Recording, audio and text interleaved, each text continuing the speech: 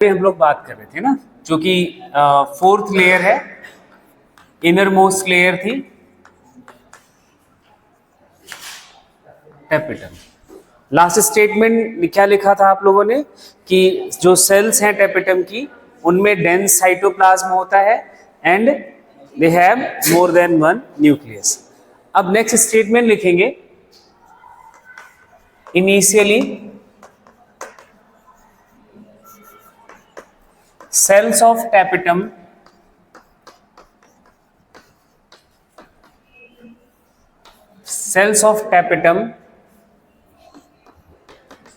Diploid होती हैं। कैसी होती हैं? डिप्लॉइड होती हैं, means two set of chromosome होते हैं, है ना, पेयर में क्रोमोसोम होते हैं, बट दे बिकम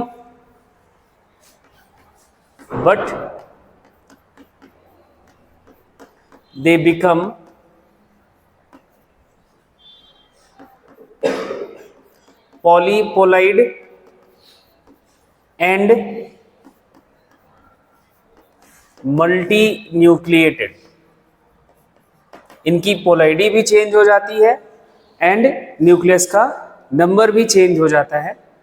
ऐसा पॉलीपोलाइड और मल्टीन्यूक्लिएटेड कंडीशन में आ जाता है। मल्टीन्यूक्लिएटेड ऐसा क्यों होता है, इसका रीजन क्या है? बिकॉज या ड्यू टू, यहां लिख लेंगे, ड्यू टू एंडोमाइटोसिस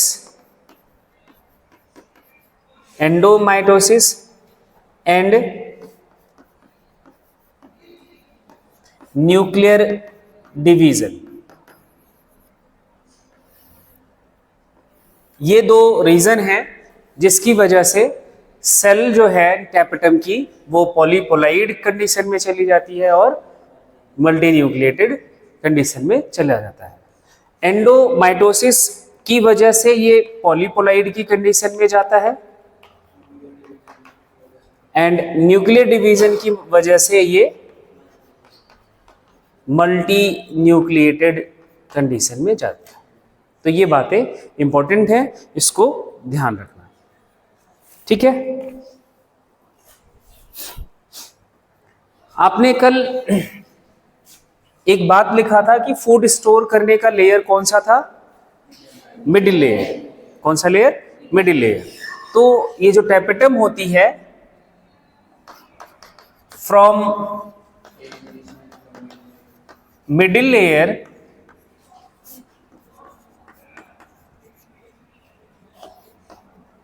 tapetum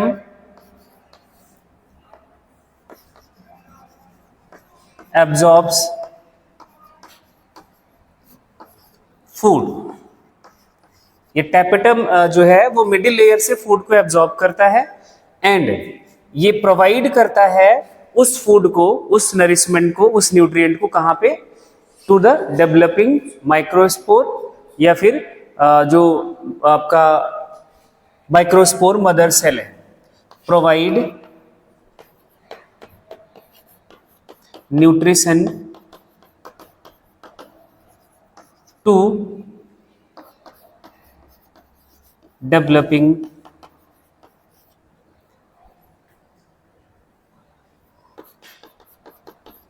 माइक्रोस्पोर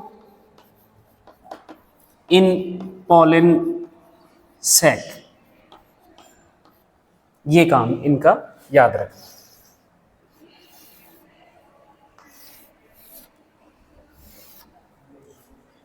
ठीक। तो टेपिटम के लिए ये जनरल सी बात हो गई। एक इसकी यूनिकनेस है, उसके बारे में हम बात अब करेंगे, नोट करके लिखेंगे। हमने एक पॉइंट आपको याद दिलाया था कि मैच्योर एंथर में सिर्फ दो लेयर्स रह जाती हैं, मिडिल लेयर और टेपिटम डीजेनरेट कर जाता है, ठीक है। तो टेपिटम डीजेनरेट होने से पहले कुछ इसमें चेंजेस होते हैं, उसके बारे में हम लिख रहे हैं, ठीक है। नोट करके लिखेंगे, tapetum disappear, tapetum disappear in mature anther, mature anther में ये डिसअपियर कर जाता है। ठीक है, अब इस डिसअपियर होने से पहले ये कुछ चेंजेस करता है, उन चेंजेस के बारे में समझना। Before degeneration of cells of tapetum, यहां पे हम ऐड धीरे धीरे बात करेंगे इसको। Before degeneration of cells of tapetum,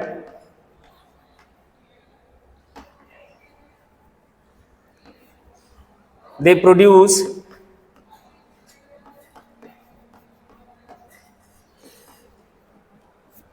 special granules, कुछ ग्रेन्यूल जैसा एक स्पेशल स्ट्रक्चर प्रोड्यूस करता है जिसका नाम यहां पे हम कहते हैं that granules, that special granules are known as, यहां नाम लिख रहा हूं ब्रैकेट में, प्रो यूबिस बॉडीज। इसको, उस ग्रेन्यूल्स को क्या नाम देते हैं? Pro यूबिस bodies. ठीक है, ये टैपेटम की सेल का जो साइटोप्लाज्म है उसमें इन, ये भी लिख लेना जिससे कंफ्यूजन न रहे, इन साइटोप्लाज्म, टैपेटल जो सेल्स हैं उनके साइटोप्लाज्म। ठीक है, और इसी के साथ साथ टैपेटम की सेल में एक केमिकल का भी सिंथेसिस होता है जिसका नाम है स्पोरोपोलेनिन, नाम सुना होगा। ठीक है, नेक्स्ट बात लिखेंगे इस प्रोबिस बॉडीज के साथ क्या होगा। प्रोबिस जो बॉडीज हैं लिखो इसी में, प्रो यूबिस बॉडीज surrounded by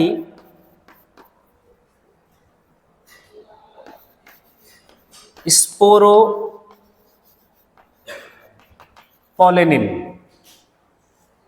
किससे घिर जाता है? स्पोरोपोलेनिन से। और ये स्पोरोपोलेनिन जो है ये भी साइटोप्लाज्म में ही, जो टैपेटम की सेल है वही सिंथेसाइज करती है। ठीक है, स्पोरोपोलेनिन से जब ये सराउंडेड हो जाता है then pro-Ubisch bodies is known as, then they are known as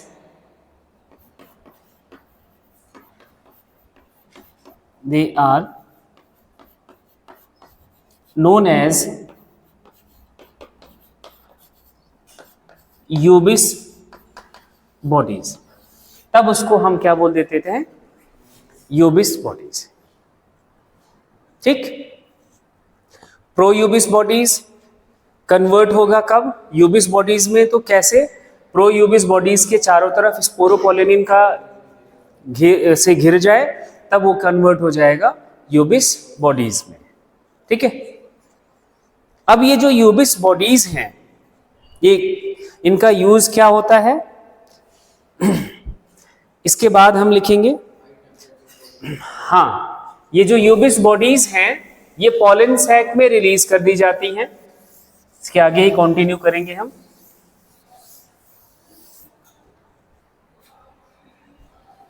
मैं इसके बाद यहां से लिख रहा हूं, सेम आप इसी के नीचे लिखिएगा। Ubisch bodies released in pollen sac, pollen sac में ये रिलीज हो जाता है एंड ये पार्टिसिपेट करता है इन the formation of outer covering of pollen grain. Pollen grain के ऊपर दो लेयर की कवरिंग होती है, अभी वो हम आगे पढ़ेंगे, एक्साइन और एंटाइन। जो एक्साइन की लेयर है वो इसी यूबिस बॉडीज से बनी होती है। किससे बनी होती है? यूबिस बॉडीज से बनी होती है। तो ये यूबिस बॉडीज क्या करने में पार्टिसिपेट करेगा? ये लिखेंगे participate in the formation of, ये यूबिस बॉडीज के लिए लिखेंगे यूबिस bodies participate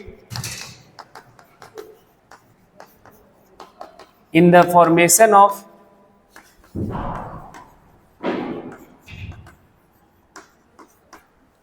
formation of outer layer, जिसे नाम दिया जाता है एक्साइन ऑफ पॉलन ग्रेन। इस पॉलन ग्रेन की आउटर जो कवरिंग है उसके फॉर्मेशन में ये पार्टिसिपेट करता है यूबिस बॉडीज। अभी पॉलन ग्रेन के साथ ये बात आपको समझ और आएगी और क्लियर होएगी, अभी नोट डाउन कर लो।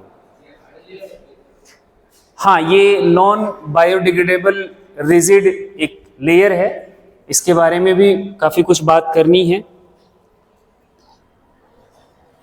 ठीक है, अब देखो आपके दिमाग में ना टैपेटम को लेकर थोड़ा सा कंफ्यूजन चल रहा होगा, क्योंकि ये कई काम करता है ना, प्रो यूबिस बॉडीज, स्पोरोपोलिनिन, यूबिस बॉडीज का फॉर्मेशन, ये कई चीजें करता है। तो हम एक साथ सारे फंक्शंस को एक बार लिखेंगे। इसके अलावा भी कुछ फंक्शंस इसके हैं, वो उसी में हम मेंशन कर लेते हैं। एक हेडिंग बना लीजिए, functions of tapetum.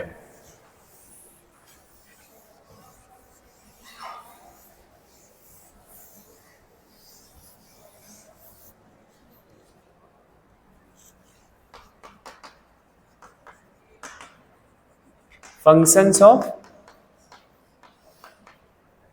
Tapetum. Tapetum के जो जो फंक्शंस है वो हम एक साथ नोट डाउन कर लेते हैं। जैसे पहला, प्रोवाइड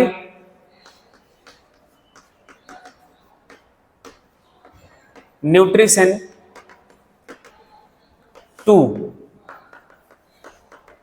एमएमसी, बोले तो माइक्रोस्पोर मदर सेल, या फिर इसी का दूसरा नाम था पीएमसी, पॉलन मदर सेल।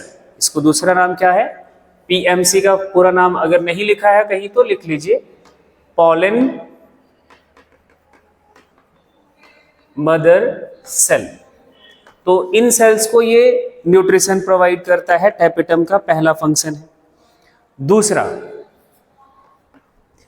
ये कुछ एंजाइम का भी सिक्रीशन करता है, secretion of enzymes, secretion of enzymes. And एक और बात लिख लेना, हॉर्मोन्स, कुछ एक हॉर्मोन्स भी हैं, उनका सिक्रीशन करता है।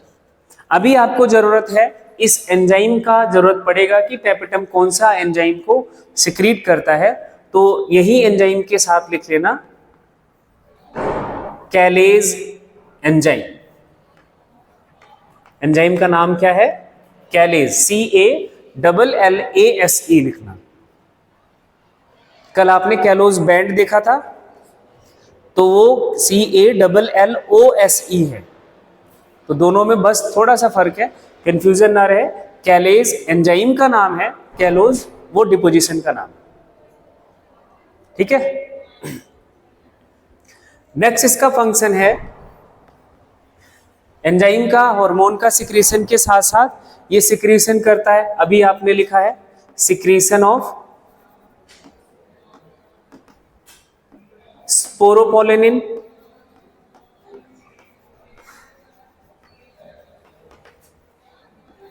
स्पोरोपोलिनिन। स्पोरोपोलिनिन एक ऑर्गेनिक मॉलिक्यूल है एंड ये नॉन बायोडिग्रेडेबल ऑर्गेनिक मॉलिक्यूल है, इसको कोई एंजाइम डिग्रेड नहीं कर सकता। अभी स्पोरोपोलिनिन के बारे में हम और डिटेल में बात करेंगे। नेक्स्ट इसका फंक्शन है formation of Ubisch bodies,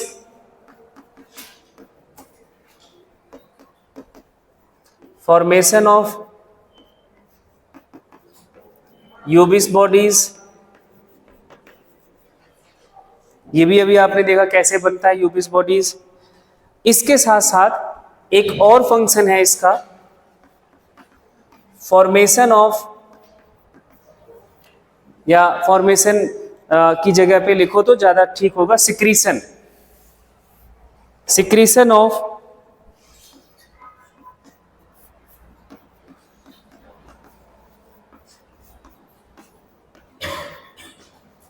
pollen kit material. अब ये नया वर्ड है पॉलन किट, ठीक है, KITT लिखना, ठीक है। पॉलन किट मटेरियल का भी सिक्रीशन करता है। पॉलन किट मटेरियल क्या है? एक फैटी सब्सटेंस है जो पॉलन के ऊपर, कुछ स्पीसीज में पॉलन ग्रेन के ऊपर ये प्रेजेंट होता है। अभी पॉलन किट के लिए अलग से बात करना पड़ेगा, ठीक है। तो ये सारे फंक्शन टैपेटम के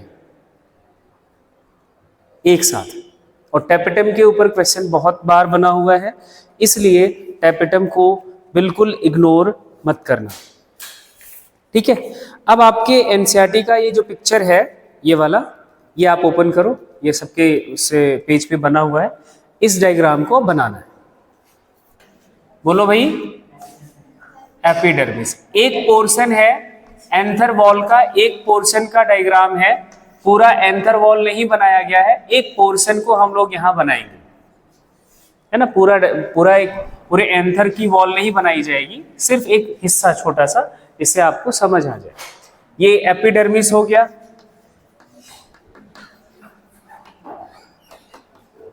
इसके नीचे अपन ने बात करी थी कौन से लेयर की? एंडोथीसियम।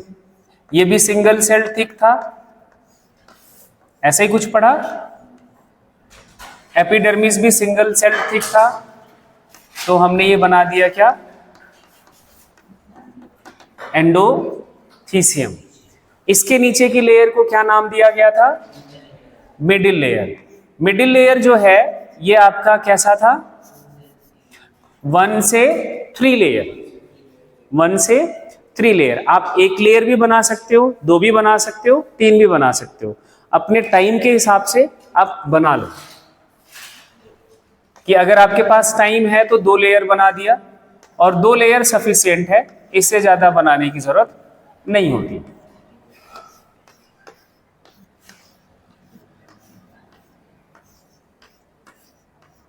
ठीक, इसके बाद ये आपकी लेयर हो गई कौन सी? Middle layer. उसके बाद बची इनर मोस्ट लेयर, कौन सी? टैपेटम। ये भी सिंगल सेल थिक थी।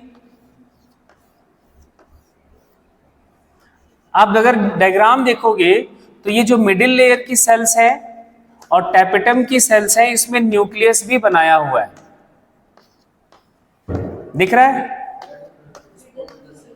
है? टैपेटम में भी बनाया, आप मिडिल लेयर में भी बना सकते हो, क्योंकि पैरेनकाइमेटस सेल्स हैं ये, ठीक है। तो इनर मोस्ट लेयर ये क्या हो जाएगी? ये टैपेटम हो गई। इसके बाद भी टिश्यूज या सेल्स होते हैं जो एक सैक जैसा स्ट्रक्चर होगा, वो भी सेल से ही फिल्ड होगा, ठीक है। ऐसे पॉलन सैक होगा, ये टैपेटम के बाद ऐसे क्या होगा? पॉलन सैक होगा, चारों तरफ इसके ऐसे टैपेटम होगी, ठीक है। और यहां ये पूरा जो सैक है, पॉलन सैक है, that is also filled with tissue, और इस टिश्यू को कहा जाएगा स्पोरोजेनस टिश्यू। क्या कहा जाएगा? Sporogenous tissue. अब थोड़ा सा दिमाग को ना अटेंटिव रखना, क्योंकि अगर ये बातें नहीं समझ रही तो आगे अभी जो हम टॉपिक है हमारा माइक्रोस्पोरोजेनेसिस, उसमें प्रॉब्लम आएगा।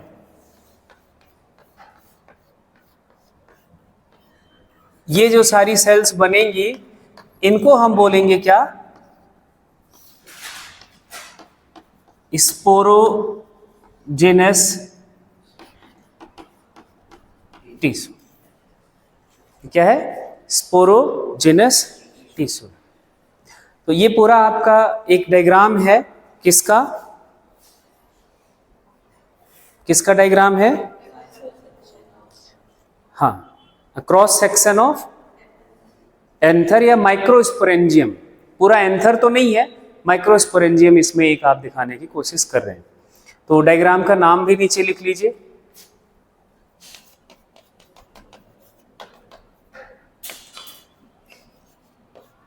Cross section of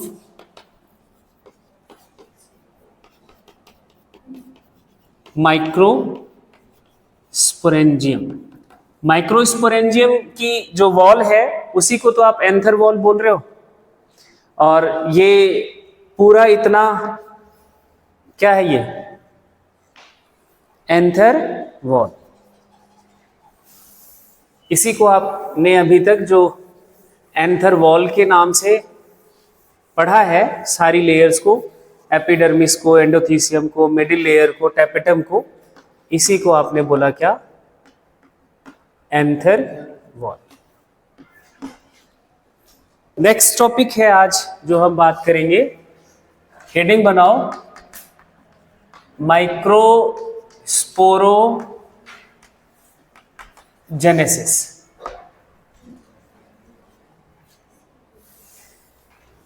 microsporogenesis.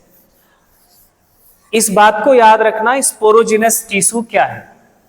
Sporogenous tissue diploid sales हैं, डिप्लॉइड सेल से एक बना हुआ स्ट्रक्चर है ना, जो कहाँ पे है, यंग एंथर में, जो पॉलन सैक में बाद में कन्वर्ट होगा। यंग एंथर में पॉलन सैक नहीं होगा, ये स्पोरोजिनस टिश्यू से पूरा फिल्ड होता है। ठीक है, अब स्पोरोजिनस टिश्यू का क्या चेंजेस होता है। एंथर वॉल तो आपने समझ लिया, एपिडर्मिस, वो आपका एंडोथीसियम, मिडिल लेयर, टैपेटम। तो यंग और मैच्योर एंथर में फर्क देख लिया था कि आपका टैपेटम और मिडिल लेयर मैच्योर एंथर में नहीं रहेगा, रहेगा नहीं रहेगा, लेकिन यंग एंथर में होगा। यंग एंथर में इन दोनों लेयर्स के साथ साथ स्पोरोजिनस टिश्यू भी होगा, लेकिन मैच्योर एंथर में स्पोरोजिनस टिश्यू नहीं रहता। मैच्योर एंथर में क्या होगा, पॉलन ग्रेन्स होते हैं। क्या होते हैं, पॉलन ग्रेन्स होते हैं। लेकिन ये स्पोरोजिनस टिश्यू से पॉलन ग्रेन कैसे बनता है, वो हम अपन इस टॉपिक में बात करेंगे। तो माइक्रोस्पोरोजेनेसिस का मतलब क्या होता है वो लिखो। इन जनरल हम बात करते हैं फॉर्मेशन ऑफ माइक्रोस्पोर फ्रॉम, ध्यान से सुनना, formation of microspore from sporogenous tissue, या फिर माइक्रोस्पोर मदर सेल, या फिर पॉलन मदर सेल। क्या क्या लिखेंगे, नाम सारे लिखोगे, माइक्रोस्पोर मदर सेल, जिसे शॉर्ट फॉर्म में क्या लिखा, एमएमसी, या दूसरा नाम इसका क्या है, पॉलन मदर सेल, पीएमसी, या फिर स्पोरोजेनस टिश्यू। डिवाइड करता है, डिवाइड्स बाय मेयोटिक डिवीजन। कौन से डिवीजन से, मेयोटिक डिवीजन से। ये सारे स्ट्रक्चर्स डिप्लॉइड होते हैं। कैसे होते हैं, डिप्लॉइड होते हैं। मेयोटिक डिवीजन से ये डिवाइड करता है और बनाता है क्या, फॉर्म्स 4 हैप्लॉइड माइक्रोस्पोर्स। क्या बनाता है, 4 हैप्लॉइड माइक्रोस्पोर्स बनते हैं। एक पॉलन मदर सेल से या फिर माइक्रोस्पोर मदर सेल से, जो कि डिप्लॉइड होता है। एक क्वेश्चन बहुत अच्छा यही बनता है कि माइक्रोस्पोर मदर सेल का पोलाइडी क्या होता है, तो वो डिप्लॉइड सेल्स है। दिमाग में ये मत रखना कि वो हैप्लॉइड सेल्स है। दूसरा क्वेश्चन बहुत अच्छा ये है कि माइक्रोस्पोर मदर सेल किस डिवीजन से डिवाइड होकर माइक्रोस्पोर बनाता है, तो मियोटिक डिवीजन है। डिप्लॉइड सेल है तो गैमीट बनना है, तो गैमीट बनने के लिए कौन सा डिवीजन होना चाहिए, मियोटिक डिवीजन। और मियोटिक डिवीजन को एक और नाम देते हैं रिडक्शनल डिवीजन। तो ये भी दिमाग में रखना, कई बार ये वर्ड भी यूज कर लिया जाता है। और 4 हैप्लॉइड माइक्रोस्पोर्स बनते हैं। कितने, 4 हैप्लॉइड माइक्रोस्पोर्स बनते हैं। अब ये जो 4 हैप्लॉइड माइक्रोस्पोर्स बने, इसके बाद की जो कहानी है वो थोड़ी इंटरेस्टिंग है। इनिशियल स्टेज में ये चारों माइक्रोस्पोर्स एक साथ अटैच्ड होते हैं। एक डिप्लॉइड सेल है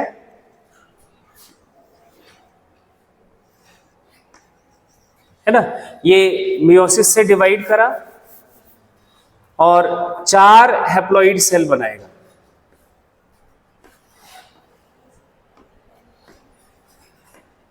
लेकिन ये चारों जो सेल्स होंगे ना आपस में अटैच्ड होते हैं इनिशियली, बाद में ये अलग होते हैं। वो कैसे क्यों अलग होते हैं वो अपन बात करेंगे।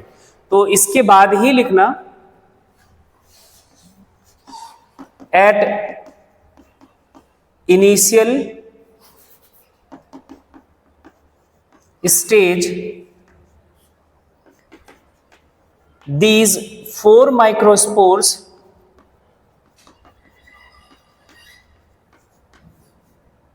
are attached together, और ये जो एक साथ अटैच्ड होते हैं इनको कहा जाता है, that structure is known as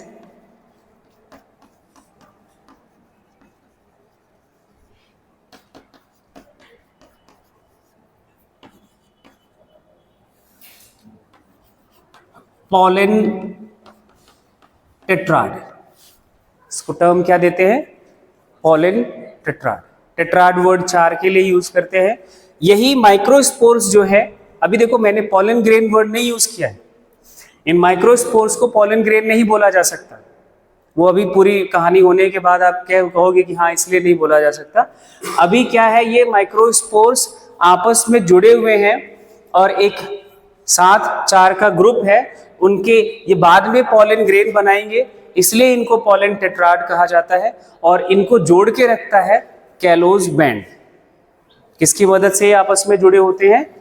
callose band की मदद से ये जुड़े होते हैं। आपके एक एनसीईआरटी की बुक में ना एक पॉलन ग्रेन का या पॉलन टेट्राड का एक स्ट्रक्चर है, ये जो आपके सामने दिख रहा है। तो उसके चारों तरफ देखोगे तो जो ब्लैक सी वो आउटलाइन दिखाई गई है, that is a callose band. ये पहला डायग्राम जो आपको यहाँ दिख रहा है, ये चारों माइक्रोस्पोर्स हैं। ठीक है, तो ये चारों माइक्रोस्पोर्स को आपस में जोड़ने का जो काम करता है वो कौन है? कैलोज बैंड है। तो ये ध्यान रखना।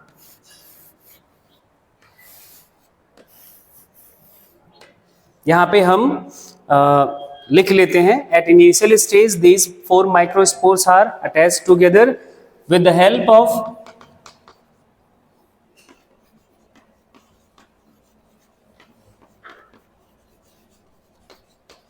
Callose band. ठीक,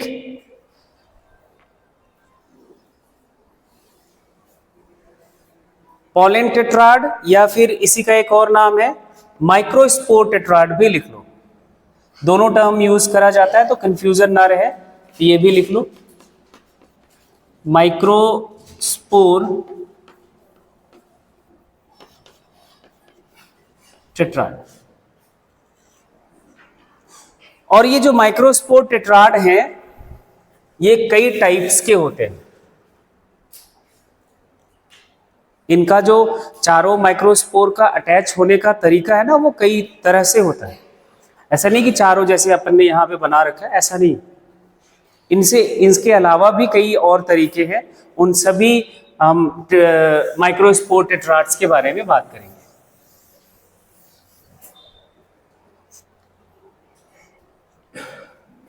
एक यहीं पे बात कर लेते हैं, माइक्रोस्पोर टेट्राड कितने टाइप के होते हैं। माइक्रोस्पोर टेट्राड,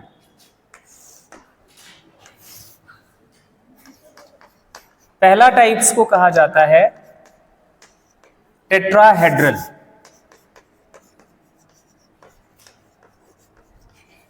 क्या बोलते हैं? टेट्राहेड्रल। टेट्राहेड्रल वर्ड से समझ रहे हो? जो आपके अभी सामने बना हुआ है वो टेट्राहेड्रल है। टेट्राहेड्रल स्ट्रक्चर, वो मेथेन वाला स्ट्रक्चर याद आ रहा है, जैसा उसका 3 डायमेंशनल स्ट्रक्चर होगा, तो इसको हम कुछ इस तरह से बनाएंगे।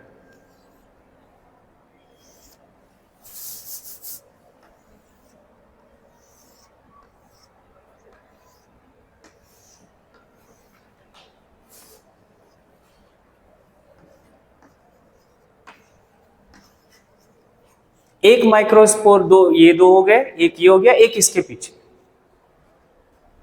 ठीक है, टेट्राहेड्रल माइक्रोस्पोर टेट्राड।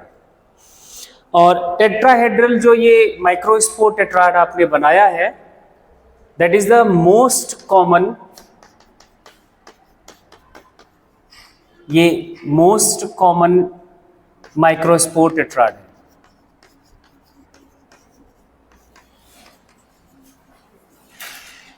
और ये हमें मोस्टली देखने को मिलता है डाइकोट्स में। कहां पे? डाइकोट्स। दूसरा टेट्राड है आइसोबाइलैटरल। आइसोबाइलैटरल। अब ये जो पिक्चर बना है ये है आइसोबाइलैटरल, जो आपके एनसीईआरटी वाले बुक में भी बना हुआ है। इसमें दो दो माइक्रोस्पोर्स आपस में एक दूसरे के साइड में होते हैं।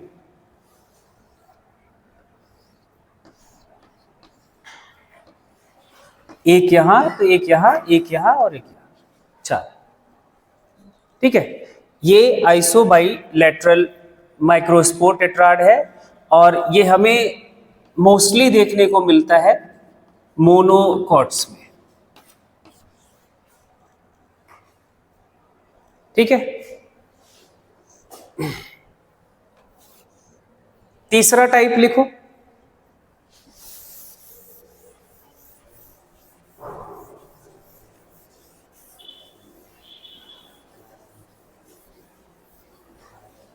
तीसरा टाइप है इनका डेकुसेट।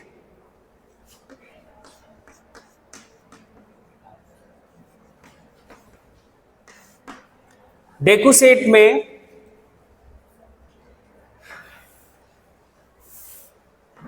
क्या होगा वो देखो।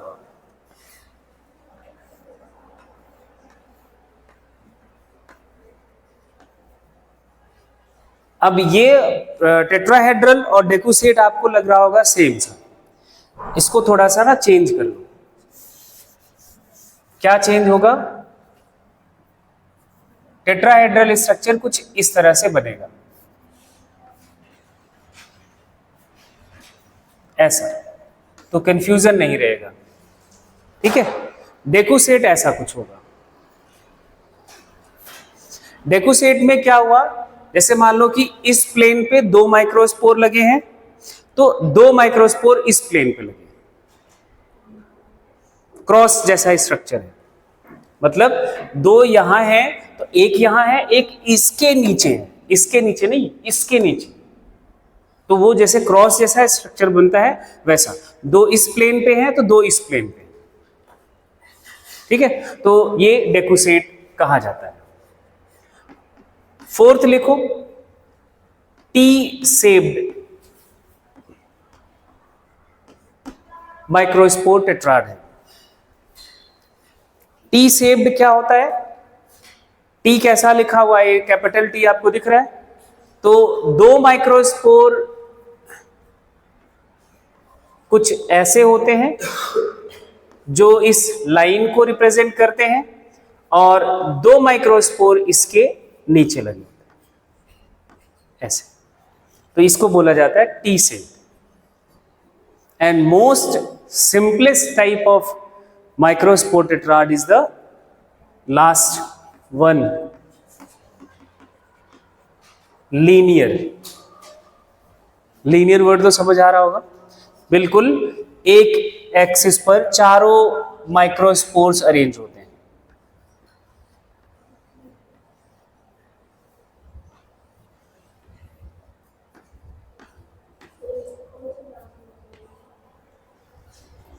ये एक्सेप्शनल केसेस हैं। हाँ, अभी मैं नाम एक साथ बताऊंगा सबका, वो कॉमन जो है मोनो डाइकॉट मोनोकॉट के लिए वो लिख लो, और ये सभी के लिए एग्जाम्पल एक आपको याद रखना है। एक एग्जाम्पल ऐसा है जो सभी में काम करता है, वो आपका लिखा हुआ है, एरिस्टोलॉकिया एलिगेंस है, इसमें नाम नहीं होगा, ये नाम आपको याद रखना है। इसमें हर तरह का पॉलन टेट्राड पाया जाता है। एक प्लांट है, ठीक, क्या एनसीईआरटी से अलग है? नहीं, इन सब की जरूरत पड़ेगी। पहला तो आपको जरूरत ये पड़ेगा, दूसरा ये पड़ेगा, और लास्ट ये पड़ेगा। ये दोनों नहीं आती, लेकिन पढ़ना तो पड़ेगा। जब पढ़ रहे हैं तो आधी बात क्यों पढ़े, ठीक है। तो सारे टेट्राड पढ़ लिए, एग्जाम्पल लिख लो इन सब का, नोट करके वो लास्ट में मैं लिखवाऊंगा, नोट करके अच्छा अभी लिख लो, आपका मन है तो यही लिख लो। All types of microspore tetrads are found in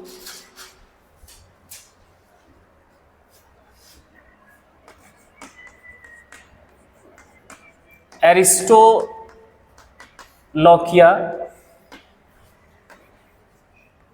elegance.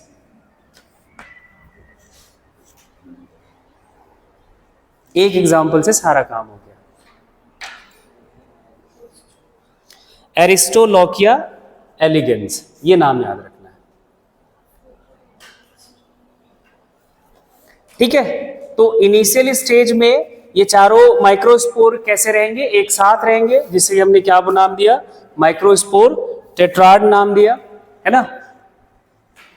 कुछ टाइम के बाद जैसे जैसे डेवलपमेंटल स्टेज आगे बढ़ेगा, एंथर का डेवलप मैच्योरिटी बढ़ेगी, कुछ टाइम के बाद ये जब पॉलन टेट्राड जो बने हुए हैं ये अलग होने लगते हैं।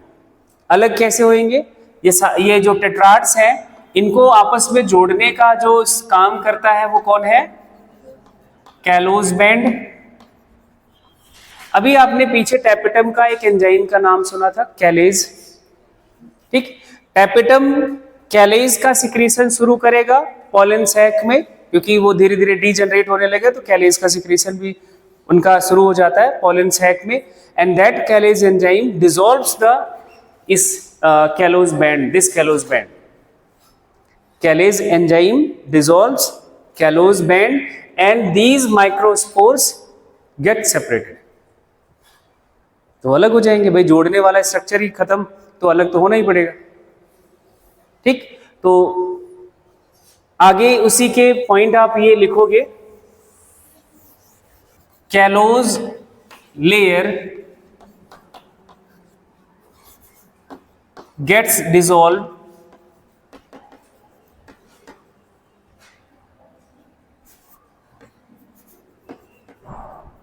by callase enzyme.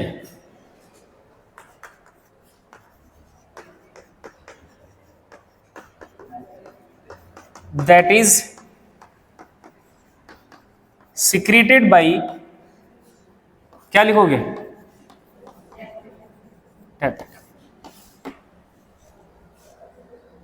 बोलो, बात अब क्लियर हो गई? कैलेज बैंड जो है वो डिसॉल्व हो गया। ये जब कैलेज बैंड डिसॉल्व हो रहा होता है तो टैपेटम का एक और काम आपने अभी जस्ट पढ़ा था, यूबिस बॉडीज का फॉर्मेशन। इसी दौरान जब माइक्रोस्पोर टेट्राड का कैलेज बैंड डिसॉल्व कर रहा होगा कैलेज एंजाइम, उसी दौरान यूबिस बॉडीज का भी फॉर्मेशन चल रहा होता है, ठीक। तो इसके बाद लिखेंगे during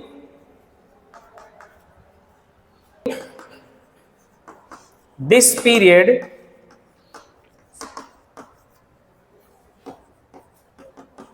यूबिस bodies are formed. Ubisch bodies बन रहा होता है। After the formation of Ubisch bodies, जैसे यूबिस बॉडीज बन जाता है, टैपेटम लेयर हमारी डीजनरेट कर जाती है। टैपेटम का मेन पर्पस था यूबिस बॉडीज का फॉर्मेशन, और माइक्रोस्पोर अलग हो गए तो वो यूबिस बॉडीज उस माइक्रोस्पोर के चारों तरफ एक लेयर बनाता है जिसका नाम एक्साइन है, वो आगे हम देखेंगे। इसके बाद एक पॉइंट लिखोगे, after the formation of Ubisch bodies, ये इंपॉर्टेंट पॉइंट है, इसको हाईलाइट कर लेना। आफ्टर फॉर्मेशन ऑफ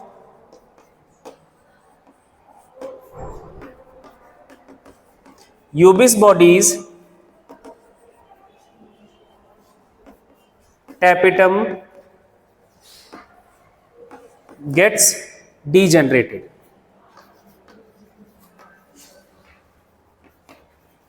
ये डीजनरेटेड हो जाएगी, डीजनरेट कर जाएगी। गेट्स डीजनरेट्स लिखना, ठीक। अब यूबिस बॉडीज का फंक्शन क्या था? यूबिस bodies participate in the formation of outer covering of pollen grain that is known as exine, ठीक। तो अब नेक्स्ट पॉइंट लिखोगे, यूबिस bodies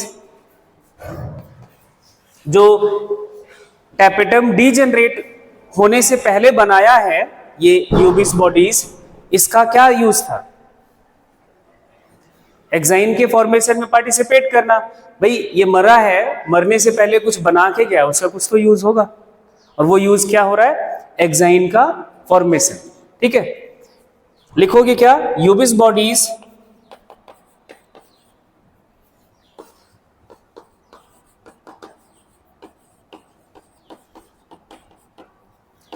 participate in the formation of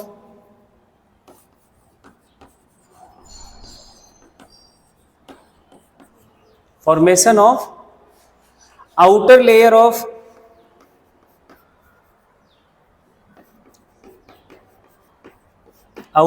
of किसका?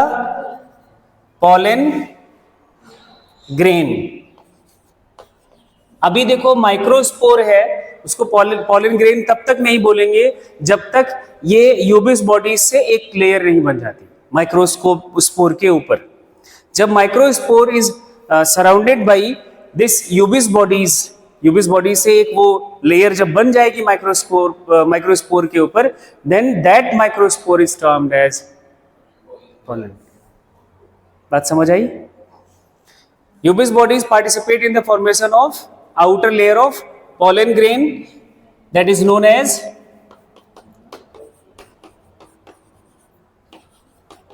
एक्साइन। इसको क्या नाम दिया था? एक्साइन। तो एक्साइन किससे बना होता है? यूबिस बॉडीज से। और यूबिस बॉडीज में जो मेन कंपोनेंट है दैट इज अ स्पोरोपोलेनिन। अभी स्पोरोपोलेनिन के लिए और कुछ बातें बाकी। अब जो माइक्रोस्पोर था, अब मैं बात करूं जो माइक्रोस्पोर आपका माइक्रोस्पोर टेट्राड से अलग होके बना है, इसके ऊपर एक लेयर बन गई यूबिस बॉडीज की सॉरी, उसके नीचे भी एक पतली सी लेयर बनती है, उसके बारे में बात करेंगे। लेकिन जो आपका ये यूबिस बॉडीज है, ये आउटर लेयर बनाता है माइक्रोस्पोर के ऊपर, रफ सा आउटर स्पोर बनाता है, आउटर ये लेयर बनाता है, ठीक है। रफ का मतलब समझ रहे हो? ये ऑर्नामेंटेड होता है, अलग इनके ये आउटलाइन जो होती है ऐसे कुछ रैंडम आउटलाइन होती है। अलग अलग स्पीसीज में अलग अलग ये आउटलाइंस होती है। कहीं कहीं पे ये आउटर कवरिंग एब्सेंट भी होती है, वो उसके आगे हम बात करेंगे। तो ये यूबिस बॉडीज से बना हुआ एक्साइन होता है, ठीक। अब इस थिक वॉल्ड माइक्रोस्पोर को, किसको? थिक वॉल्ड माइक्रोस्पोर को पॉलन ग्रेन कहा जाएगा। जो उनके कवरिंग में चेंजेस होते हैं, मेन ये चेंजेस होते हैं। अभी इंटरनल चेंजेस क्या होते हैं वो अपन आगे बात करते हैं।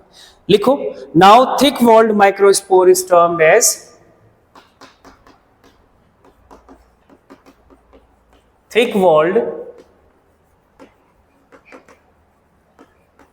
Microspore is known as pollen grain। ये बहुत इंपॉर्टेंट लाइन है, ठीक है। और ऐसे हजारों की संख्या में पॉलन ग्रेन बन के पॉलन सैक के अंदर प्रेजेंट हो जाते हैं। हजारों की संख्या में एक पॉलन सैक के अंदर पॉलन ग्रेन बनते हैं। तो एक पॉइंट ये भी लिख लेना, thousands of pollen grains are formed inside the each microsporangium या फिर पॉलन सैक।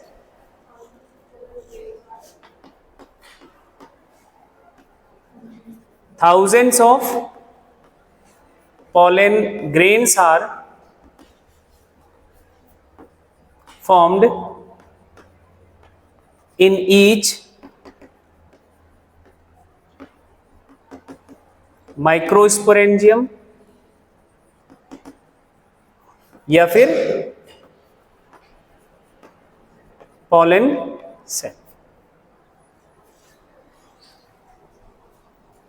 और ये सारे जो पॉलन ग्रेन बनते हैं, जब एंथर डेहिसेंस करता है, एंथर जब फटता है तो यही पॉलन ग्रेन रिलीज होते हैं। बात समझ आ रही है? एंथर डेहिसेंस कौन से रीजन से होता है? कल एक टर्म यूज किया था स्टोमियम से, ठीक है, दैट आर रिलीज्ड आफ्टर या ड्यूरिंग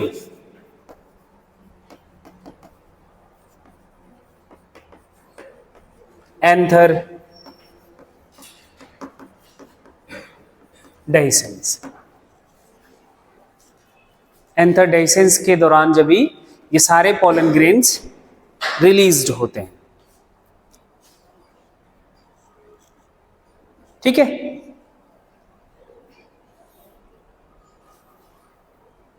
अब एक पिक्चर है आपके एनसीईआरटी में, इसको समझना है। एक सीरीज ऑफ पिक्चर एक्चुअली, ये जो पिक्चर आपका ये सामने दिख रहा है, अब इसकी बात करनी है। ये काफी इंपॉर्टेंट है, कैसे चेंजेस होते हैं उसके बारे में बात करते हैं। सुनना ध्यान से।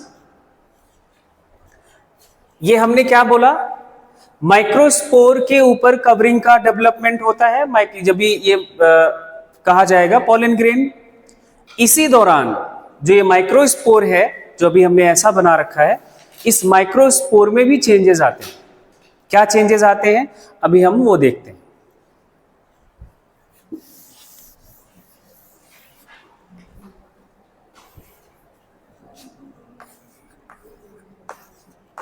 ये क्या है? ये हमने क्या बना दिया? Microspore tetrad. जब ये डिसॉल्व हुआ इसका कैलोज बैंड, तो एक क्या बना? माइक्रोस्पोर। ये ऐसे 4 माइक्रोस्पोर बनेंगे डिसॉल्व होने के बाद। ये जो चारों माइक्रोस्पोर बने हैं वो हैप्लॉइड है, इस बात का ध्यान रखना। मियोसिस के बाद बने हैं तो हैप्लॉइड है ना। तो ये हैप्लॉइड एक माइक्रोस्पोर है। इस माइक्रोस्पोर में वॉल डेवलपमेंट के दौरान ही सेल्स में भी चेंजेस आता है। क्या चेंजेस आता है? पहले ये सेल साइज में इनलार्ज करती है। क्या होएगा? साइज में इनलार्ज होता है। इसी के दौरान इसमें इनका जो प्लांट सेल है तो वैक्यूल भी होता है। सेल का स्ट्रक्चर याद करें तो सेल में वैक्यूल भी होते हैं। इनका जो वैक्यूल है वो भी इनलार्ज करता है, साइज में बड़ा होता है, एंड इनका न्यूक्लियस जो होगा वो पेरिफेरल लोकेशन पे चला जाता है, ठीक।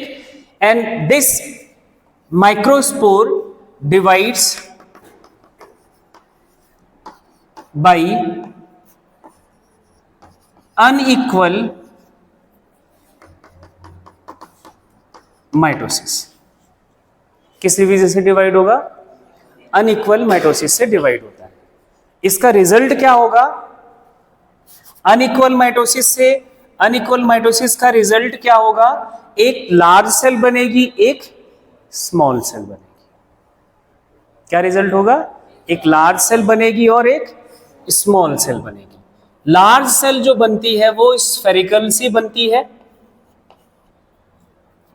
जो क्योंकि माइटोसिस हो रहा है कौन से सेल में?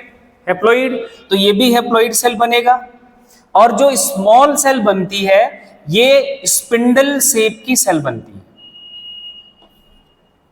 ये भी हैप्लॉइड सेल ही होगा, सेम नंबर ऑफ क्रोमोसोम होगा, माइटोसिस है तो, है ना। अब ये दोनों सेल बनने के बाद जो प्रोसेस होता है वो ध्यान से सुनना। This small cell is engulfed by large cell. Engulfing समझ रहे हो? निगल जाता है, पूरी सेल को ही निगल जाता है।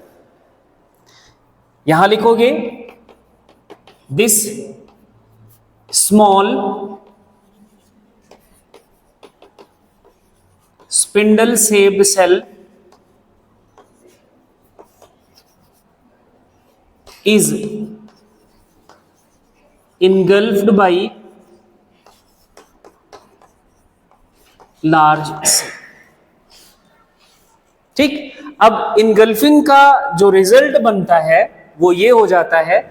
अब आप आगे उस एनसीईआरटी की बुक में जो डायग्राम बना हुआ है वो देखोगे तो एक सेल के अंदर ऐसे इसका न्यूक्लियस बना हुआ है, नीचे एक सेल ऐसे बनी हुई,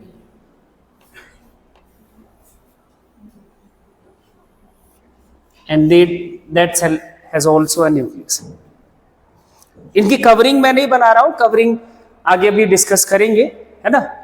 तो अब जो ये स्ट्रक्चर बना ये टू सेल्ड स्टेज है। दो सेल्स हैं, दो सेल्स हैं कि एक सेल है? दो सेल्स हैं। इसको बोला जाता है two celled stage of pollen grain. ठीक है, और एक बात याद रखना है जो भूलता है बहुत बार, ये सेल विद इन सेल है। कैसा है? सेल विद इन सेल, यही नहीं भूलना है बस। अगर ये भूल गए तो आगे की कहानी जब मैं शुरू करूंगा ना पॉलिनेशन के बाद, वो गड़बड़ हो जाएगा। ठीक है, तो यहां पे आप ये नोट कर लो, सेल विद इन सेल। और इन सेल्स का नाम भी है, क्या नाम है? हाँ, देखो कितने समझदार बच्चे। ये जो बड़ी वाली सेल है इसको बोल दिया जाता है वेजिटेटिव सेल, और ये जो छोटी वाली सेल है इसका नाम है जनरेटिव सेल। बहुत इंटेलिजेंट बच्चे हैं ये।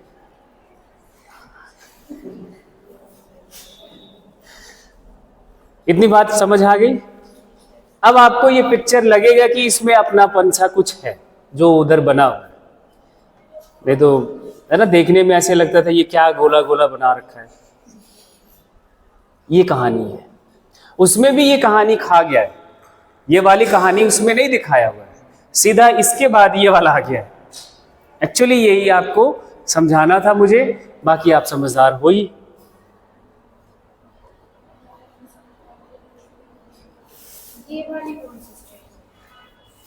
ये डिवीजन चल रहा है जो हमने यहां पे कहा कि डिवाइड्स बाय अनइक्वल माइटोसिस, तो वो डिवीजन को दिखाया है, न्यूक्लियस डिवाइड होते हुए दिखाया है। ठीक है, बोलो भाई, सबको ये बात समझ आ गई?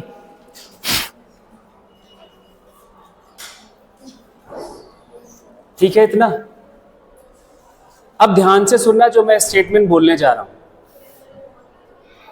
हाँ, ये ड्रॉ करते रहो और सुनते भी रहो, हाथ से बनाओ, कान से सुनो, मुंह से खाओ, सारा चलना चाहिए, है ना। तो मल्टीटास्किंग लोगों ऐसे ही होते हैं। जो हम अभी बात पीछे करा हमने कि ये थाउजेंड्स ऑफ पॉलन ग्रेन बनते हैं हर एक माइक्रोस्पोरेंजियम या पॉलन सैक के अंदर, and they released during the anther dehiscence. जो पॉलन ग्रेन रिलीज होता है वो इसी स्टेज में रिलीज होता है। किस स्टेज में रिलीज होता है? 2 सेल्ड स्टेज में रिलीज होता है, ये ध्यान रखना। ज्यादातर एंजियोस्पर्म में, कुछ एंजियोस्पर्म में और भी कहानी है, वो आगे बताऊंगा। ठीक है, तो अभी आप हेडिंग बना लो कल के लिए। आज के लिए तो बस इतना ही। कल अपन बात करेंगे structure of pollen grain. Pollen grain का भी स्ट्रक्चर हमें समझना है।